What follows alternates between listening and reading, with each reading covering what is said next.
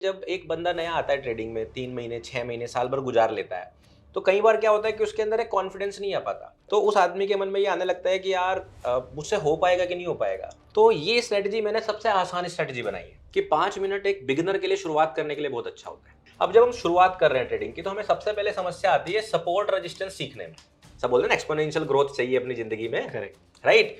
चलो ये बहुत ही आसान स्ट्रेटजी है, जिनको अभी भी क्लियर नहीं हुआ वो अब चार्ट देखकर क्लियर हो जाएगा। चलो कुछ और चीजें हैं, एक दो छोटी चीजें हैं जो मैं ऐड करूंगा, अभी बोनस है इसके अंदर, जिससे आप अपने विन रेट को बेहतर कर सकते हो, वो जरूर ध्यान रखना है। ठीक है, चलो आप पता चला आप हफ्ते भर ट्रेड कर रहे हो, 10 दिन आपने ट्रेड करी, एक दिन ऐसा आ गया उस दिन आप बहुत आगे निकल जाओगे विन रेट में, बट बाकी दिन जब मार्केट साइडवेज है, ऐसा दिन नहीं आता, तो हमें ये भी ध्यान रखना है कि हम अपने प्रॉफिट को बुक करते रहे। इसलिए 1:1 1.5 पर हमें बुक जरूर करना है। ओके, तो बिगिनर फ्रेंडली स्ट्रैटेजी है, बट क्या उतनी ही पावरफुल और उतनी ही प्रॉफिटेबल भी है? ये तो ये बताएंगे सर मेरे लिए तो है, Got it. बाकी ये लोग बताएंगे। You know what time it is? It is strategy learning time. You are on Upsurge and you're with me Ansh R Hiran, और आज हमारे साथ एक बार फिर से आए हैं mister Priyank Sharma. Hi sir, welcome back. Thank you. Great, always great having you on this channel. And आज हम एक और स्ट्रैटेजी आपसे सीखना चाहते हैं। सो आज कौन सी स्ट्रैटेजी सीखना चाहते हैं? आज सर मैं वो स्ट्रेटजी सिखाने वाला हूँ जो मेरी सबसे ज़्यादा पॉपुलर स्ट्रेटजी है। ओके। और इस स्ट्रेटजी की खास बात क्या है मैं आपको बताऊं कि ये स्ट्रेटजी जब मैंने पहली बार सिखाई थी यूट्यूब पर भी, और अभी भी जब भी मैं सिखाता हूँ, स्पेशली उन लोगों के लिए सिखाता हूँ जो शुरुआत कर रहे होते हैं ट्रेडिंग में। ओके। रीज़न क्या है कि जब एक बंदा नया आता है ट्रेडिंग में 3 महीने 6 महीने साल भर गुजार लेता है, तो कई बार क्या होता है कि उसके अंदर एक कॉन्फिडेंस नहीं आ पाता। वो कई बार किसी को फॉलो करता है, प्रॉफिट हो जाता है, कई बार लॉस हो जाता है, कोई स्ट्रेटजी ट्राई करता है, काम नहीं करती है। करेक्ट। तो उस आदमी के मन में ये आने लगता है कि यार मुझसे हो पाएगा कि नहीं हो पाएगा, टेक्निकल एनालिसिस सीख पाऊंगा कि नहीं सीख पाऊंगा। तो ये स्ट्रेटजी मैंने सबसे आसान स्ट्रेटजी बनाई है। सो ये कॉन्फिडेंस देने के लिए कि आप भी ट्रेड कर सकते हो, टेक्निकल एनालिसिस खुद सीख सकते हो, और इंट्राडे ट्रेडिंग खुद से भी करी जा सकती है, सेटअप्स खुद से निकाले जा सकते हैं। इसलिए ये स्ट्रेटजी मैंने जो है डेवलप करके लोगों को सिखाई। मैंने इसको सबसे अपने पहले साल में जब मैंने ट्रेडिंग सीखना शुरू किया तब सीखा था, यूज किया था, इससे मुझे कॉन्फिडेंस मिला था, और मैं उम्मीद कर रहा हूँ कि हमारी ऑडियंस जो आज इस वीडियो को देखेंगे उनको भी ये कॉन्फिडेंस आ पाएगा कि वो लोग खुद से ट्रेड कर सकते हैं। ओके, तो बिगिनर फ्रेंडली स्ट्रैटेजी है, बट क्या उतनी ही पावरफुल और उतनी ही प्रॉफिटेबल भी है? ये तो ये बताएंगे सर मेरे लिए तो है, Got it. बाकी ये लोग बताएंगे कि ये स्ट्रेटजी इनके कितना काम आ रही है। परफेक्ट, देन आप लोग मुझे बताते रहिएगा, लेकिन let's start with the strategy first. Correct, definitely. So हम लोग क्या है सर, इस वाले वीडियो में जैसे हमने लास्ट ब्रेड बटर स्ट्रेटजी में 1 मिनट का चार्ट यूज किया था, करेक्ट। यहाँ पर 5 मिनट का चार्ट यूज कर रहा हूँ। तो फिर वही क्वेश्चन आएगा कि यहाँ पर 5 मिनट वहां पर 1 मिनट क्यों? तो जैसा मैंने आपको पहली बार बताया था कि आप इसको 1 मिनट पर भी कर सकते हैं, 5 पर भी कर सकते हैं, 15 पर भी कर सकते हैं, ये आपकी चॉइस है। मैं अलग अलग टाइम फ्रेम्स पर इसीलिए सिखाता हूँ, ये कॉन्फिडेंस देने के लिए कि देखो यहाँ भी काम कर रही है, तो बेफिक्र रहिए। 5 मिनट, दूसरा कारण क्या होता है कि 5 मिनट एक बिगिनर के लिए शुरुआत करने के लिए बहुत अच्छा होता है। और यहाँ पर हमारा पर्पस है एक नए इंसान को सिखाना, जो अभी कैंडल स्टिक्स को समझ रहा हो, खुद से टीए सीख रहा हो, तो उसके लिए 5 मिनट की कैंडल स्टिक्स परफेक्ट होती है शुरू करने के लिए। तो हमने 5 मिनट का चार्ट यूज किया है। इस वीडियो के लिए हम लोग निफ्टी 50 यूज कर रहे हैं, हालांकि आप स्टॉक्स, निफ्टी, कमोडिटी कुछ भी यूज कर सकते हैं, इंडेक्स पर भी चलेगी और बाहर भी। सो वैसे ही जैसे हम जानते हैं सेबी के गाइडलाइंस के अकॉर्डिंग हम लोग 3 महीने पुराना चार्ट यूज कर रहे हैं। आप देख सकते हैं फरवरी का चार्ट है, लाइव चार्ट हम इसमें यूज नहीं कर रहे हैं। ठीक, चलिए, तो इसके लिए हम क्या करेंगे सर, यहाँ पर भी हम लोग एक सबसे बेसिक इंडिकेटर यूज करेंगे, और वो इंडिकेटर ऐसा होगा जैसे कि आरएसआई सब जानते हैं, रिलेटिव स्ट्रेंथ, लेकिन स्ट्रेंथ समझना पड़ता है। करेक्ट। लेकिन एक चीज हर कोई सीख कर आता है अपनी स्कूलिंग लाइफ से ही, उसे कहते हैं एवरेज, राइट। एवरेज सबको पता है कि एवरेज क्या होता है। मान लीजिए एक क्लास में 50 लोग हैं और उनके स्टूडेंट्स हैं, उनके मार्क्स आए हैं, किसी के ज्यादा आए किसी के कम आए, तो हम कह देते हैं कि ओवरऑल इस क्लास के मार्क्स कितने हैं। तो हम क्या करते हैं, वो 50 के 50 लोगों के मार्क्स को ऐड कर देते हैं, राइट, और 50 से डिवाइड कर देते हैं, और जो आंसर आता है हम बोलते हैं कि ये एवरेज मार्क्स हैं, उसको बोलते हैं एवरेज। इसी तरह से जो लोग पहले ट्रेडिंग करते थे, जो हमारे कह लीजिए ट्रेडिंग वाले पूर्वज हैं, यानी कि 80s 70s 60s में जो ट्रेडर्स रहे हैं, जिन्होंने इतनी सारी बुक्स लिखी, उन लोगों ने क्या किया, ट्रेडिंग के टेक्निकल एनालिसिस को समझने के लिए बोला कि जो एवरेज प्राइस होता है वो बहुत काम का होता है। ओके, ठीक है। अब जब हम शुरुआत कर रहे हैं ट्रेडिंग की तो हमें सबसे पहले समस्या आती है सपोर्ट रेजिस्टेंस सीखने में, कि सपोर्ट किसको माने और रेजिस्टेंस किसको माने। सही बात है, राइट, ये एक समस्या होती है। राइट। तो ट्रेडिंग के हिसाब से क्या है कि जो एवरेज प्राइस होता है वो आपका रेडीमेड सपोर्ट रेजिस्टेंस होता है। Correct. रेडीमेड मतलब पहले से ही बना बनाया। तो आप किसी भी एक पर्टिकुलर ड्यूरेशन का एवरेज निकाल लीजिए, वो आपके लिए सपोर्ट रेजिस्टेंस का काम करेगा। क्लियर हो गया ये चीज? ठीक है। सो एवरेज कैसे निकालते हैं? जैसे कि आप देखते हैं कि आपके सामने प्राइस होता है, चल रहा होता है, तो कुछ कैंडल स्टिक्स चल रही होती है। तो हम क्या करते हैं, कुछ पर्टिकुलर कैंडल स्टिक्स के नंबर को सेलेक्ट कर लेते हैं। जैसे कोई 50 कर सकता है, कोई 100 कर सकता है, कोई 30 कर लेता है, राइट। मैं यूज करूंगा 21 कैंडल स्टिक्स को। ठीक है, क्यों करूंगा 21 ही? अब आप बोलेंगे सर ऐसे तो कोई 23 कर लेते हैं, है ना, आपका बर्थडे 15 को पड़ता है तो 15 कर लेते हैं, ये 21 क्यों किया? इसके पीछे भी लॉजिक दूंगा। शगुन नहीं है। शगुन नहीं है, तो इसके पीछे भी एक लॉजिक दूंगा मैं, क्यों मैंने 21 ही सेलेक्ट किया। तो पहले समझ लेते हैं। तो बेसिकली है क्या कि जो 21 कैंडल स्टिक्स पिछली बनी होगी, मान लीजिए ऐसे 21 कैंडल स्टिक्स बनी है, तो इनका प्राइस का जो क्लोजिंग प्राइस है उसको जोड़ के डिवाइड बाई 21 करेंगे तो एक एवरेज प्राइस आ जाएगा। करेक्ट, सही बात है, इसे बोलते हैं एवरेज। अब दूसरा चीज क्या समझने वाली बात है कि ये कैंडल स्टिक्स लगातार बनती रहती है और चलती रहती है। कैंडल स्टिक्स तो ऐसे चल रही है, मान लीजिए कैंडल स्टिक, तो आपने निकाला 21 कैंडल स्टिक्स का एवरेज निकाल लिया और एक लाइन ड्रॉ कर ली। करेक्ट, ये है। अब अगली कैंडल स्टिक जैसे ही बनेगी तो आप पिछली को हटा दोगे, जिससे आपकी लाइन आगे बढ़ जाएगी, राइट। फिर अगली जब बनेगी तो आप पिछली हटाते चले जाओगे। तो आप क्या कर रहे हो, अपने एवरेज को चलाते जा रहे हो, राइट। तो इसलिए इस लाइन को जो आप एवरेज की ड्रॉ कर रहे हो, इसको हम बोलते हैं मूविंग एवरेज। भाई मूव कर रहा है, यस, मूविंग एवरेज। ठीक है। अब ये मूविंग एवरेज जो है, आप ये तो निकाल सकते हो कैलकुलेटर लेकर, नहीं तो आपको ब्रोकर के अंदर एक इंडिकेटर मिल जाता है, मूविंग एवरेज क्लिक कर देते हो और एक मूविंग एवरेज आ जाता है, राइट। ठीक है, सिंपल मूविंग एवरेज। अब धीरे धीरे जो ट्रेडर्स थे वो और स्मार्ट हुए, तो उन्होंने क्या किया, इसके अंदर एक फॉर्मूला लगा दिया एक्सपोनेंशियल का। अब एक्सपोनेंशियल ग्रोथ तो सभी जानते ही हैं, इस ग्राफ को कौन नहीं जानता, e⁻x को सब बोलते हैं ना, एक्सपोनेंशियल ग्रोथ चाहिए अपनी जिंदगी में, करेक्ट, राइट। तो लोगों ने क्या कहा कि जब हम मूविंग एवरेज निकाल रहे हैं, वो तो सिंपल है, मतलब वो 21 दिन पुराने डेटा को भी उतनी वैल्यू देता है और आज वाले को भी उतनी वैल्यू देता है, करेक्ट।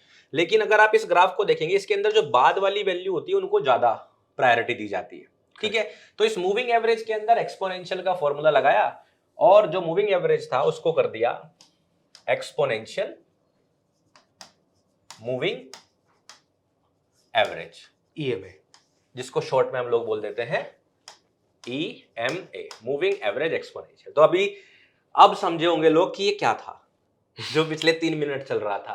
तो कुछ अलग तो था, लेकिन सीन क्या है कि जब तक आप किसी इंडिकेटर के बेसिक को नहीं समझोगे ना, वो इंडिकेटर आपको कभी मदद नहीं करेगा।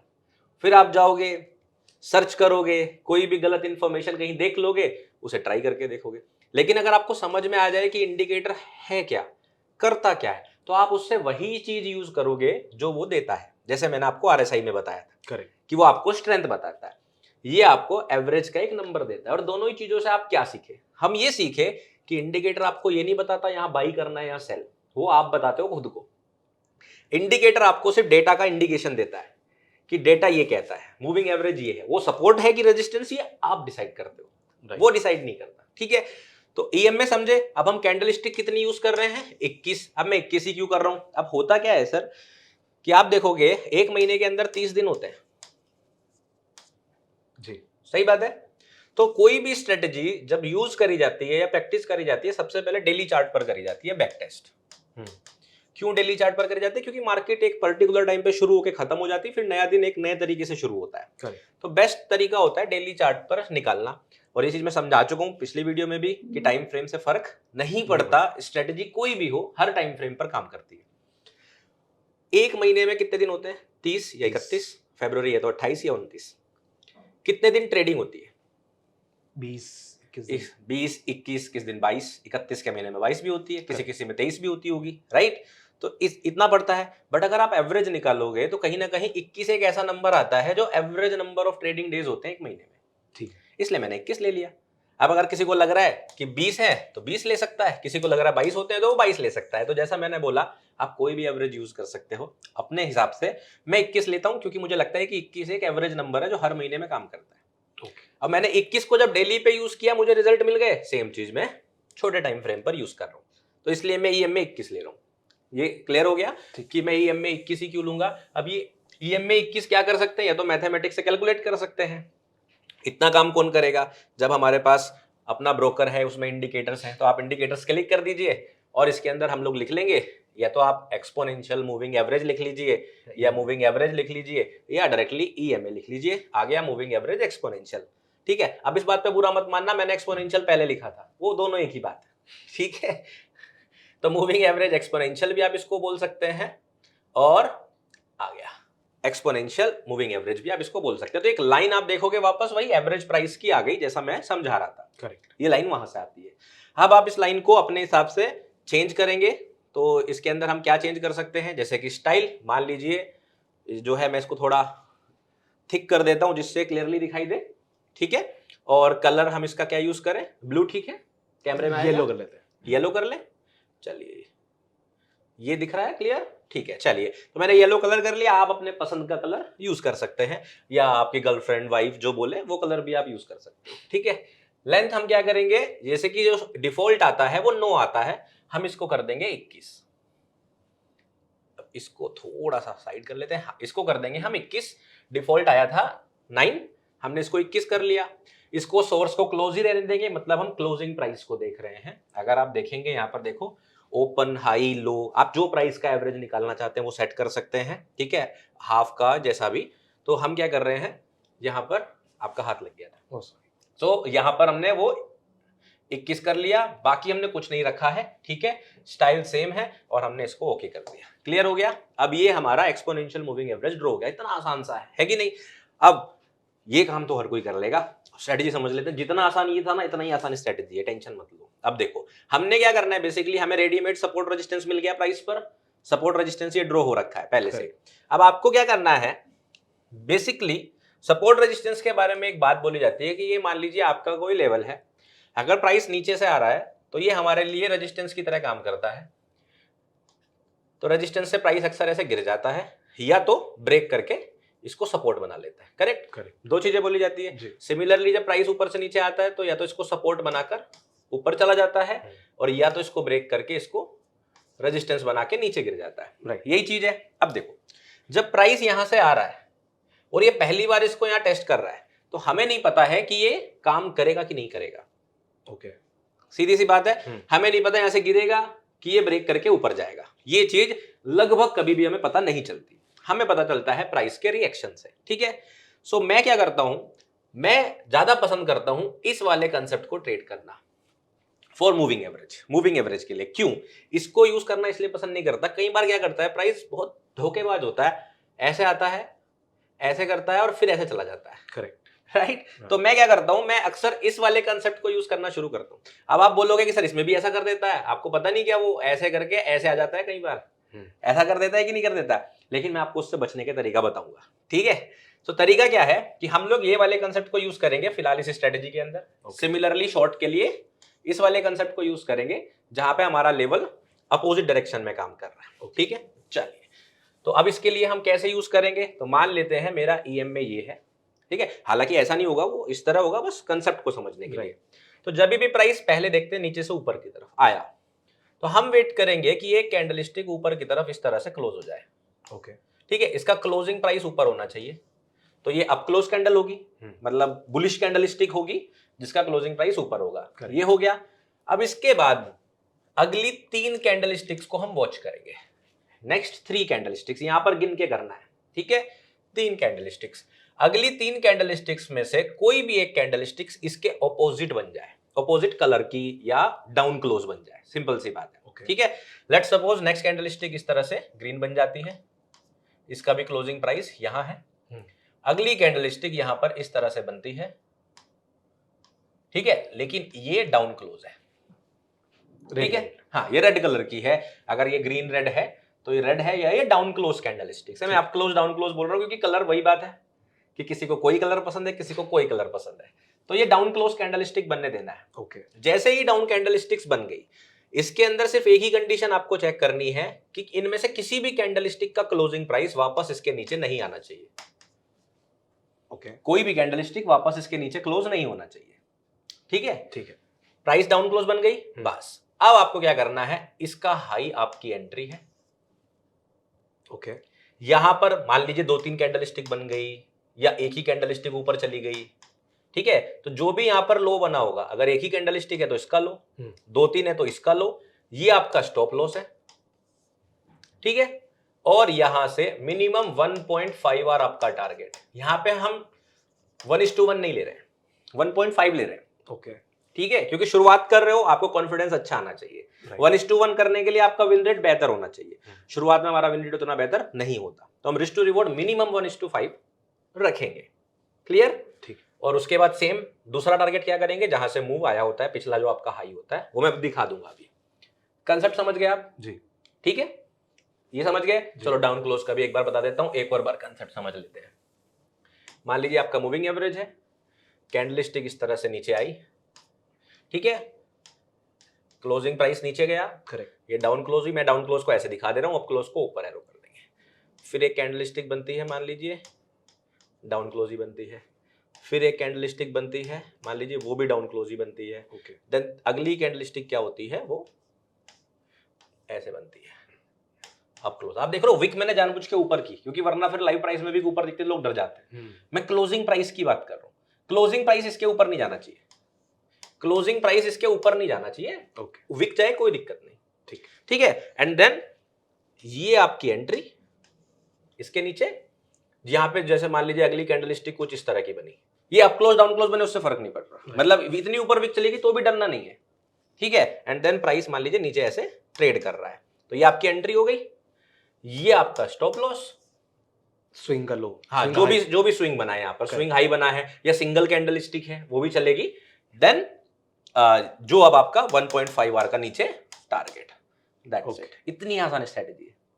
ठीक है, बस इतना सा करना है। इसमें ट्रेलिंग कैसे करेंगे अभी एग्जांपल के साथ में समझाता हूं। वीडियो के बीच के आपके 10 सेकंड ले रहा हूं, क्यों? क्योंकि मुझे पता है अगर आप एक नए ट्रेडर हो ना, तो सबसे ज्यादा कंफ्यूजन होता है सपोर्ट रेजिस्टेंस में, कैसे ड्रॉ करें, कैसे ट्रेड करें, रिस्क मैनेजमेंट क्या होता है। अरे टेंशन मत लो, आपको पता है मैंने आप लोगों के लिए एक मास्टर क्लास रिकॉर्ड की है, जिसके अंदर मैं आपको समझाऊंगा टेक्निकल एनालिसिस क्या होता है, कैंडलस्टिक्स क्या होती है, क्या इन्फॉर्मेशन देती है, सपोर्ट रेजिस्टेंस को ड्रॉ कैसे करते हैं, क्या होते हैं, और सबसे कमाल की चीज कि सपोर्ट रेजिस्टेंस को ट्रेड कैसे किया जाता है, वो भी रिस्क मैनेजमेंट के साथ। सीखना है, टेंशन मत लो, बिल्कुल फ्री ऑफ कॉस्ट मिल रहा है। कहाँ मिल रहा है? आपको सिंपली क्या करना है, डिस्क्रिप्शन में लिंक है, क्लिक करो, अपसर्च की वेबसाइट पर जाओ और वहां पर जाकर उस मास्टर क्लास को देखो फ्री ऑफ कॉस्ट। बस अब वीडियो कंटिन्यू कर लो। ठीक है, क्लियर हो गया? तो हमने क्या किया बेसिकली, इसमें प्राइस देखिए नीचे आया, ऊपर गया एंड देन ये गया, तो हम इस ब्रेकआउट पर ट्रेड कर रहे हैं बेसिकली। रीटेस्ट को एक तरह से हम ट्रेडिंग रीटेस्ट के भी ब्रेकआउट को, सिर्फ रीटेस्ट को तो यहां पर ट्रेड करते हैं। Right, correct. तो यहाँ पे क्या होता है, फिर वो ऊपर चला जाता है, जो कंडीशन मैंने बताई थी ना, उल्टा ही चला जाता है, तो हमने उससे बचा लिया अपने आप को।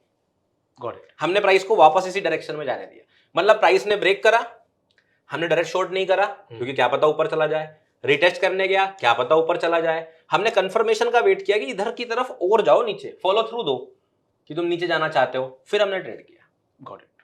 ठीक है, क्लियर हो गया? यस। चलो, ये बहुत ही आसान स्ट्रेटजी है, जिनको अभी भी क्लियर नहीं हुआ वो अब चार्ट देखकर क्लियर हो जाएगा। चलो, आप देखोगे, आप ये येलो लाइन आपको EMA 21 दिख रही है, मैं पीछे की तरफ चलना शुरू करूंगा, तो पीछे की तरफ देखते हैं। अब प्राइस हमेशा अपोजिट डायरेक्शन से आना चाहिए, ये ध्यान रखिए। मतलब कहने का क्या है, जैसे कि यहां पर मैं आपको दिखा दूं, प्राइस ऊपर से आया और ऐसे चला गया, तो यहां पर कोई सेटअप बन भी रहा है तो वो नहीं बन रहा है। प्राइस नीचे से ऊपर जैसे ये गया, ऐसे होना चाहिए या ऐसे होना चाहिए, ये जरूर ध्यान रखना। चलो, कुछ और चीजें हैं, एक दो छोटी चीजें हैं जो मैं ऐड करूंगा, अभी बोनस है इसके अंदर, जिससे आप अपने विन रेट को बेहतर कर सकते हो, वो जरूर ध्यान रखना है। ठीक है, चलो अब देखते हैं कोई जगह जहां पर हमारे पास सेटअप बना हो। जैसे यहां पर देखते हैं, प्राइस नीचे से ऊपर गया, नीचे से ऊपर गया प्राइस। करेक्ट। ठीक है, अब प्राइस ऊपर गया, ये ब्रेक पहली कैंडलस्टिक ने क्लोज दिया, अगली 3 कैंडलस्टिक के अंदर कोई डाउन क्लोज बननी चाहिए, बनी नहीं, तो यहां पर ट्रेड नहीं बनी। सिंपल है। ठीक है, इसी तरह से हम देखेंगे, प्राइस ऊपर से नीचे आया, ये क्लोजिंग दिया, ठीक है, चलो जी हो गया। इसके बाद अगली 3 कैंडलस्टिक में कोई अब क्लोज कैंडलस्टिक बनी क्या?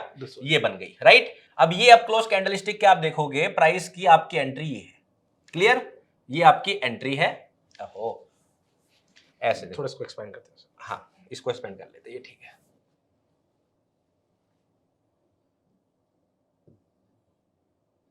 स्केल अप करेंगे।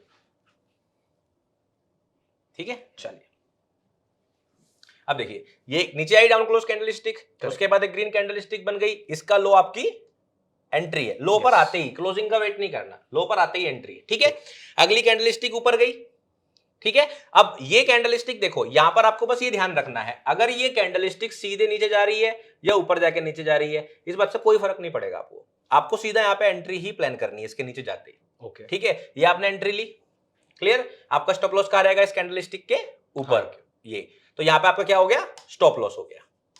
स्ट्रेटेजी समझ में आई? राइट। ये आपका स्टॉप लॉस हो गया। ठीक है, चलो, तो अभी आपको क्लियर हो गया होगा, वहां पे नहीं बना था जो हमने पहले देखा, ग्रीन वाला नहीं बना था, डाउन क्लोज वाला बना, ये हमारा स्टॉप लॉस हो गया। चलो आप देखते हैं पीछे। अब देखो यहाँ पे प्राइस नीचे से ऊपर ऐसा कैसे चला गया? यहाँ पे कोई सेटअप हम नहीं देखेंगे, हमें देखना नीचे से ऊपर आए, जैसे कि यहाँ पर देखो नीचे से ऊपर गया। चलो आप देखते हैं, यहाँ पर हमने देखा प्राइस गया ऊपर, ये पहली कैंडलस्टिक है जिसने ब्रेकआउट दिया। करेक्ट। इसके बाद हम कितनी कैंडलस्टिक देखेंगे? तीन में कोई डाउन क्लोज बनी? ये बनी। यस। तो ये डाउन क्लोज जैसे बनी, इसके ठीक ऊपर आपको अपनी एंट्री लगानी है। आप आरआर टूल वहां से क्लिक कर दीजिए।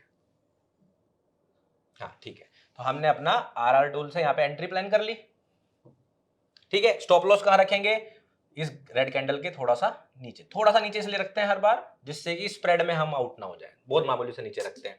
एंड देन आपका पहला टारगेट कहां होगा? 1.5 मिनिमम। करेक्ट, ये मान लीजिए यहां पे हो गया, मैं ऐसे एग्जांपल के लिए मान लेते हैं। आपका पहला टारगेट हो गया, राइट। आपने अपनी पार्शियल पोजीशन बुक कर ली, ठीक है। And then you want to trade, correct. क्योंकि मूविंग एवरेज की खास बात क्या होती है कि ट्रेंडिंग मार्केट्स के अंदर ये आपको ये भी बताता है कि ट्रेंड किस तरफ चल रहा है, राइट। तो इसलिए हम इसमें ट्रेल जरूर करेंगे, जिससे कि हम जितनी बार भी बड़ा मूव आए उसको अच्छे से कैप्चर कर सके। क्लियर?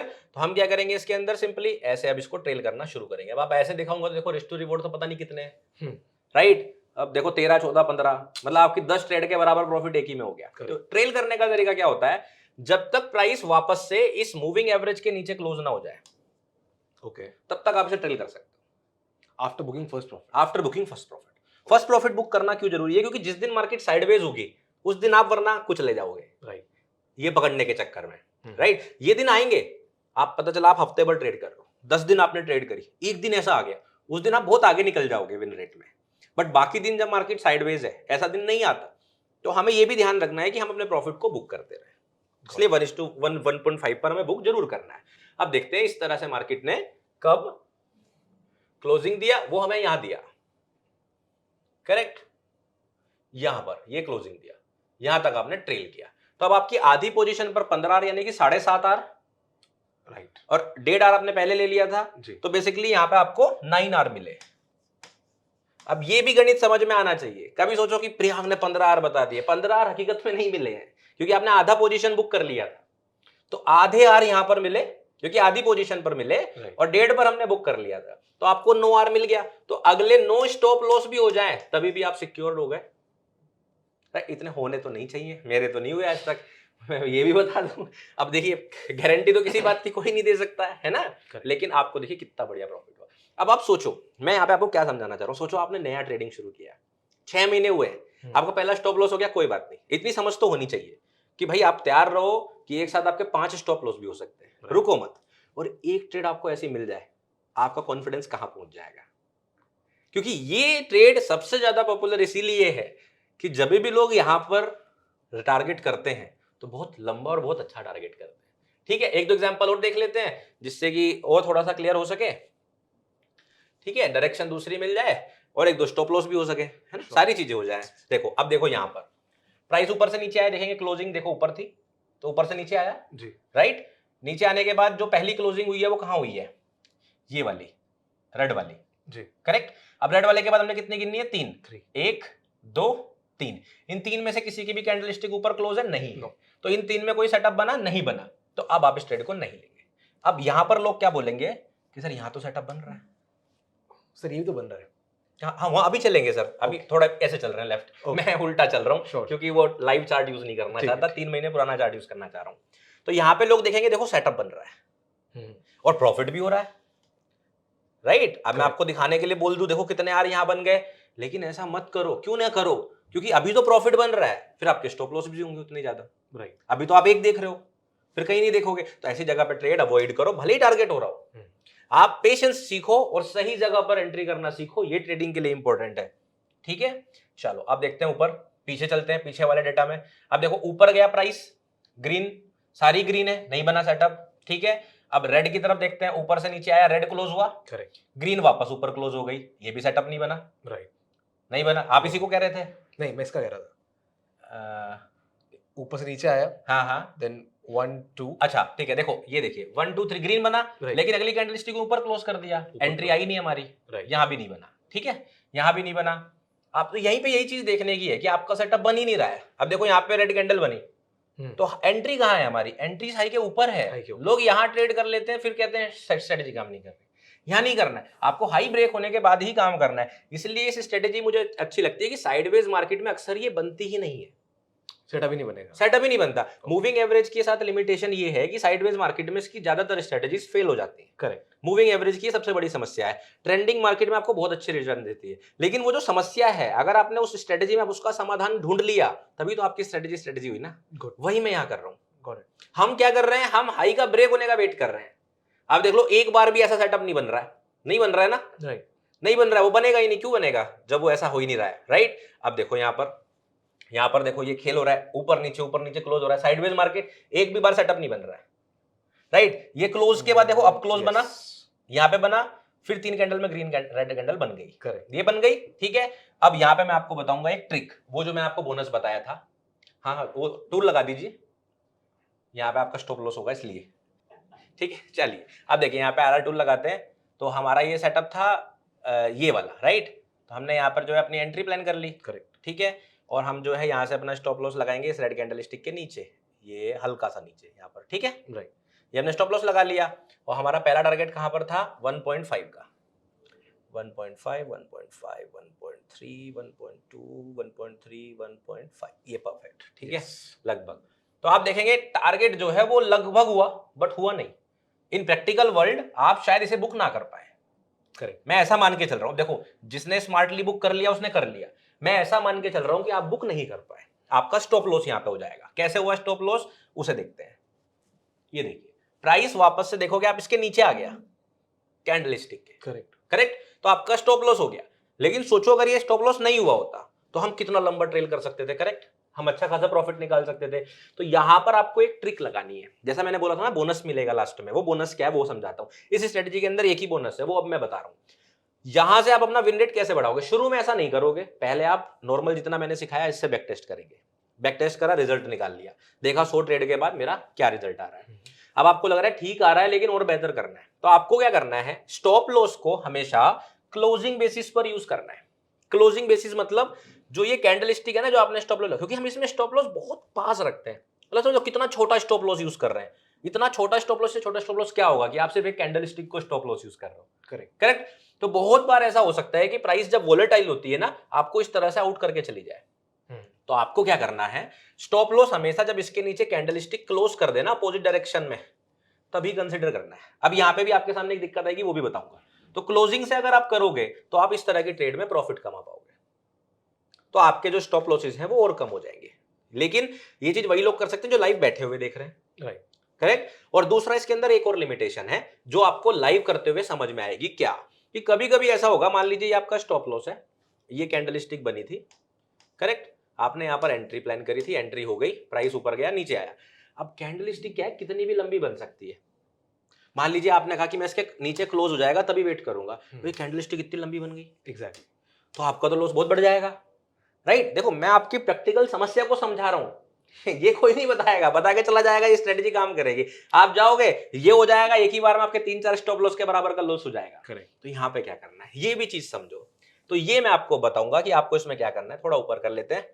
आपको क्या करना है, जो भी आपका स्टॉप लॉस था, यानी कि ये जो कैंडल स्टिक जो आपकी थी जिसपे आपने एंट्री प्लान करी थी, यहां पर एंट्री प्लान करी थी आपने, ठीक है, ये जो आपका स्टॉप लॉस था ना, आपको एक, अगर आप क्लोजिंग बेसिस पर वेट कर रहे हो, आपको एक हार्ड स्टॉप लॉस रखना है। हार्ड स्टॉप लॉस क्या होता है, जब आप डायनेमिक स्टॉप लॉस रखते हो, कैंडल के क्लोजिंग का वेट करते हो, उसे बोलते हैं सॉफ्ट स्टॉप लॉस, क्योंकि आपने डायरेक्टली सिस्टम में नहीं लगा रखा कि वीक मार के चला जाए, राइट। तो जो हार्ड स्टॉप लॉस है वो आपको इस डिस्टेंस का दुगना रखना है मैक्सिमम, ओके। इससे ज्यादा नहीं रखना। अगर ये इतना नीचे चला जाए तो आप पोजीशन को काट दीजिए। तो होगा क्या, मान लेते हैं मैंने इस पोजीशन में 1% रिस्क लिया था, करेक्ट। अगर यहां चली गई तो मेरा 1% एक्स्ट्रा रिस्क आ जाएगा, राइट। तो मेरे 2 स्टॉप लॉस हो गए, एक स्टॉप लॉस की जगह, और ये बहुत इजीली रिकवरेबल है। एक भी आपको बड़ी ट्रेड फंस गई, रिकवरेबल है, लेकिन इससे ज्यादा लॉस नहीं करना। इसमें एक एडवांटेज और भी है कि स्टॉप लॉसेस कम ट्रिगर होंगे। बहुत कम ट्रिगर होंगे, कम नहीं बहुत कम, क्योंकि मैक्सिमम जो होंगे वो विक्स ऐसे मार के निकल जाएंगे। राइट। ऐसा बहुत रेयर होता है कि इस तरह की कैंडल स्टिक आ जाए, और अगर आएगी तो आप तैयार हो हार्ड स्टॉप लॉस के साथ। राइट। ये एक ट्रिक है जिससे आप अपने विन रेट को और बेहतर कर सकते हो क्लोजिंग के साथ। तो ये स्ट्रेटजी थी सर, जो मुझे लगता है बहुत आसान है, very easy to use. Correct. अगर किसी को अभी भी नहीं आई, एक और बार इस वीडियो को वापस से देख लेंगे, मतलब याद हो जाएगी। Correct. It's very easy to use, very easy to work, और इतने आसानी से आपको ऐसा कॉन्फिडेंस देके जाएगी कि यार मैं भी ट्रेड कर सकता हूँ। एक्चुअली सब क्वेश्चंस तो अब कोई मतलब ही नहीं, क्योंकि आपको ऑलरेडी पता है कि कहाँ कहाँ पे क्वेश्चंस आते हैं और उन्हीं पॉइंट को आप हाईलाइट करते हैं। बट एक छोटा सा क्वेश्चन मेरा ये था कि क्या कैंडल स्टिक्स वगैरह को समझ पाना एक प्री रिक्विजिट है इस स्ट्रैटेजी के लिए? जरूरी नहीं है, मतलब पैटर्न्स है मैं यूज ही नहीं करता। मैं Okay. कभी भी ये नहीं सिखाता बुलिश इंगल्फिंग सीखोगी, बेरिश इंगल्फिंग सीखोगी, हैमर सीखोगी, नहीं सीखो, आई डोंट केयर। एक कैंडलस्टिक बस 4 इंफॉर्मेशन देती है, open high low close, that's it. एक कैंडलस्टिक कैसी भी बनी हो वो आपको 4 एक्चुअल इंफॉर्मेशन देती है, OHLC, दैट्स इट। इसके अलावा कैंडलस्टिक का कोई यूज नहीं है। अगर बेरिश इंगल्फिंग काम करती तो प्राइस ऊपर क्यों आ गया? I don't believe in patterns of candlesticks. It's as simple as that. वो 4 इंफॉर्मेशन देती है, उन 4 इंफॉर्मेशन को यूज कीजिए जैसे कर सकते हो। Got it. And this is more like a reversal, this is more likely a continuation strategy. कैसे? जैसे क्या होता है, जब भी रिवर्सल आता है तो अक्सर प्राइस क्या होता है, मूविंग एवरेज के नीचे होता है, करेक्ट, ना कि ऊपर। जैसे आप यहाँ देखोगे प्राइस नीचे से गया तो होता क्या है, ज्यादातर स्ट्रेटजीज में हम रिवर्सल पकड़ने की कोशिश करते हैं और इस हिस्से में ट्रेड लेने की कोशिश करते हैं। अब मान लीजिए ये हिस्सा आपका मिस हो गया, ये हिस्सा आपका मिस हो गया, तो आप अगली लेग्स कैसे पकड़ोगे? तो प्राइस क्या करता है, प्राइस ऐसे झूला झूलते हुए चल रहा होता है ट्रेंड को, राइट। तो जब भी प्राइस ये वाला हिस्सा बना रहा होगा ना, वो एक बार इसके नीचे आएगा और पलट के आपको यहाँ सेटअप देके जाएगा। ओके। अब आप अगर इसमें इस वाले हिस्से को डायरेक्ट पकड़ने की कोशिश करते हो तो होता क्या है, ऐसा मूव आ जाता है आपकी ट्रेड खराब करने के लिए, इस तरह का। इसलिए मैं यहां पर रीटेस्ट बाई करना पसंद नहीं करता। आई प्रीफर कि ऐसा दो ना मुझे, ये देखो, लीजिए यहीं पे बन गया, देखो आप, वापस गया, ये बन गया सेटअप, करेक्ट, ये एंट्री, ये स्टॉप लॉस, देखो target, right. So I prefer कि कंटिन्यूएशन के लिए one of the best strategies मुझे लगती है, स्पेशली बिगिनर्स के लिए। Got it. ज्यादा इंडिकेटर्स नहीं सीखने, हाँ, जस्ट वन लाइन, ज्यादा हिसाब किताब नहीं लगाना, कोई डाइवर्जेंस नहीं चेक करना, कुछ नहीं चेक करना, एक कैंडलस्टिक का वेट करना है, 3 कैंडलस्टिक में बना ठीक, नहीं बना अपना मजे से बैठे गाना सुनो। That's the most difficult part by the way, ये बैठ के गाने सुनने वाला पार्ट, क्योंकि हर वक्त वो होता है, वो एक अंदर से कीड़ा दौड़ता है कि भाई कहीं ना कहीं सेटअप मिल जाए, कहीं ना कहीं ट्रेड मिल जाए। बाय द वे इसको ऑटोमेट वगैरह भी कर सकते हैं हम लोग? सर देखिए, मैंने आज तक नहीं किया, क्योंकि मेरे को ट्रेडिंग अच्छी आती है, कोडिंग अच्छी नहीं आती। करेक्ट। तो मैंने कभी नहीं किया। If anyone can, they can, I don't know how to do it, I never tried it, okay. So मैंने कभी ट्राई भी नहीं किया। बिकॉज बहुत सारे स्टॉक्स हैं, उन सब के अंदर ये किस में बन रहा है, किस में कब बन रहा है। बिकॉज अगर if I working on 5 minute chart, तो हर 5 मिनट में हमको स्विच करके देखना पड़ सकता है, राइट। सर मेरा क्या है ना, फॉर मी ट्रेडिंग में लेस इज मोर, मेरे लिए करेक्ट, कम ही ज्यादा है। सो अगर मुझे 5 मिनट का चार्ट में यूज कर रहा हूँ, एक दिन में एक सेटअप मिल रहा है, तो I am more than happy. क्योंकि मैं उस तरह का इंसान नहीं हूं कि एक दिन में 10 ट्रेड करूंगा ज्यादा पैसा बन जाएगा। मेरा हिसाब है कि मैं एक ट्रेड करूं एक दिन के अंदर, प्रॉपर रिस्क मैनेजमेंट करूं। अगर मैं 1% रिस्क ले रहा हूं और मुझे 1.5 आर भी मिला या 2 आर भी मिला, 2% का रिटर्न मेरा आ गया निकल के उस पोर्टफोलियो पे एक दिन में, करेक्ट, तो मेरे लिए बहुत है। बाकी लालच की तो सीमा नहीं है। Got it. एंड इन सब का जो विन रेट वगैरह है वो तो आई थिंक आप लोग ही बेहतर बता पाएंगे, क्योंकि सर के ऊपर तो काफी सारे रेस्ट्रिक्शंस लगे हुए हैं। लेकिन नहीं, रेस्ट्रिक्शन का मतलब ऐसा नहीं कि सेबी ने मुझे बैन किया है। मतलब मैं एक रिसर्च एनालिस्ट हूं और हम लोगों को पास परफॉर्मेंस या फिर ऐसी विन रेट एक्यूरेसी के बारे में बात करना सेबी की तरफ से अलाउड नहीं होता, आप लोगों के बेनिफिट के लिए। क्योंकि देखो होता क्या है, वो सेबी ने बिल्कुल सही किया हुआ है, गलत नहीं किया है। मान लीजिए मैं आपको बोल दूं, एग्जाम्पल के लिए बोल रहा हूं कि किसी स्ट्रेटेजी का विन रेट फलाना % है, XYZ, मैं नंबर नहीं बोलूंगा वरना लोग इतनी क्लिप निकाल के चला देंगे, करेक्ट, एक्सपर्ट लोग है ना। सो XYZ % मैं बोल दूं विन रेट है, बट वो विन रेट मेरे लिए है, किसी पर्टिकुलर टाइम ड्यूरेशन के अंदर है। मार्केट्स इवोल्व होती हैं, बदलती हैं, किसी महीने अच्छी हो सकती है, किसी महीने खराब हो सकती है। यही स्ट्रेटेजी हर अलग दिन अलग अलग तरह के रिटर्न्स दे सकती है। ट्रेल करने में मान लीजिए किसी ने जो है 3 आर पे बुक कर लिया, मैंने 10 आर पर बुक किया, ये आपका पेशेंस है। तो सबके लिए जो विन रेट होती है ना, वो एक्चुअली में अलग होती है। और मैं इसीलिए बोलता हूं, बहुत सारे लोग कमेंट क्या करते हैं, सर मेरे वीडियोस पे भी शुरू में करते थे, अब नहीं करते, मैंने भगा दिए। क्यों नहीं, क्यों मैंने भगाया, मैंने ऐसे कह के नहीं, मैं वीडियो में इतनी प्यारी प्यारी बात उन्हें बोल देता हूँ कि बेचारे वो छोड़ के चले जाते हैं जलील होकर। तो मुझे क्या करते हैं लोग, ऐसे कमेंट करते हैं, पीएनएल दिखाओ तब बात करेंगे। करेक्ट। पीएनएल ये दिखाओ, बहुत आता है, ये हाँ बहुत आता अब कोई बात नहीं। मैं कह रहा हूं, मैं उनसे ये सवाल पूछता हूं, तो आप तो लोगों के पीएनएल चेक करके ही वीडियो देखते हो ना? वो बोलते हैं हाँ, 6 महीने पहले भी देख रहे थे, साल भर बाद भी देख रहे थे, आज भी बेचारे देख ही रहे हैं। दूसरों का तो पीएनएल देखते चल रहे हैं, पैसे अपना बनाने पीएनएल कुछ नहीं दिख रहा है। Correct. तो अगर मेरे पीएनएल देखने से तुम्हारे अकाउंट में 1% पैसा बढ़ता है, मैं आज ही आरए का लाइसेंस छोड़ के पीएनएल ही दिखाऊंगा तुम्हें, अगर तुम्हारे पैसे बनते हो। लेकिन अगर इसे इंप्लीमेंट करोगे तो शायद कुछ बन जाए। तो पीएनएल कोई प्रूफ नहीं होता आपकी कामयाबी का। मैं ऐसे ट्रेडर्स को जानता हूं जिन्होंने एक साल में 1 करोड़ बनाया और अगले साल में 2 करोड़ गवाया। मैं कह रहा हूं मैंने पिछले साल में 10 करोड़ रुपए कमाए, मान लीजिए मैं ऐसा कह रहा हूं, क्या गारंटी है अगले साल 10 ही कमाऊंगा? क्या गारंटी है कि ये लॉस नहीं हो जाएगा? इसलिए पास्ट परफॉर्मेंस, पीएनएल, ये इस बात की गारंटी नहीं होती कि आप जिंदगी में अच्छा करोगे। इवन आपका पीएनएल भी गारंटी नहीं है कि आप अगले महीने अच्छा करोगे। अगर यही चीज नहीं समझ पाए तो वो वैसे भी ट्रेडिंग में कुछ अच्छा नहीं करेगा जो पूछ रहा है। राइट। तो इसका कोई सेंस नहीं बनता सर। तो मैं इन चीजों पे विश्वास नहीं करता। It's as simple as that. मैं आपको सिखा रहा हूं, आपको अच्छा लग रहा है, आप प्रैक्टिस कीजिए, आपका अच्छा बन रहा है तो क्रेडिट आपका, आपका अच्छा नहीं बन रहा है तो क्रेडिट आपका, मुझे नहीं चाहिए। Right, so I don't think इससे बेटर कोई और तरीके से हम इस वीडियो को कंक्लूड कर सकते हैं।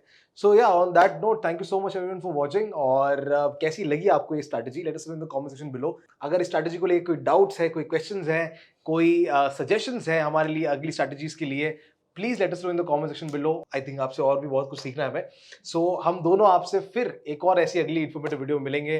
Till then, keep learning and keep trading with Upsurge. Thank you so much sir. Thank you. I'll see you soon. See you guys. Subscribe till then.